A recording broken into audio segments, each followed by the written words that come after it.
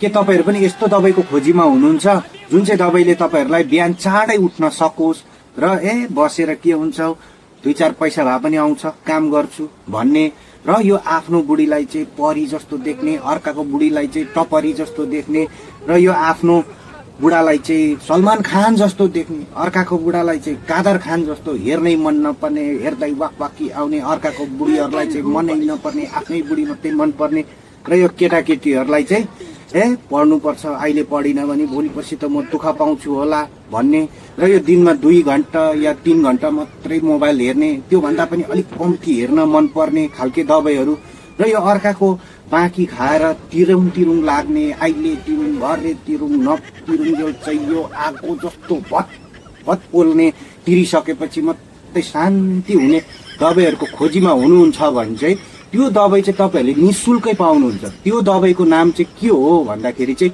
मन। यो मनलाई चाहिँ तपाईहरुले त्योपट्टि लानु भयो भनेदेखि सबै सम्भव छ।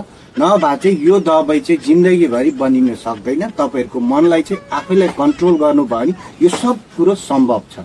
र यति भन्दै तपाईहरुको अगाडि बिदा चाहे। तपाईहरुले यसलाई पनि दबाई सम्झिनु भयो होला। यो चाहिँ होइन, यो फुलको ठुटा हो। मैले यहाँनिर छुटाएर चाहिँ यसो देखाउनु सजिलो हुन्छ। बा यही पो दबाई हो कि भनेर सम्झिनुहुन्छ कि भनेर मात्रै राखेको। मन पर्यो भने यो भिडियोलाई शेयर गरिदिनु होला।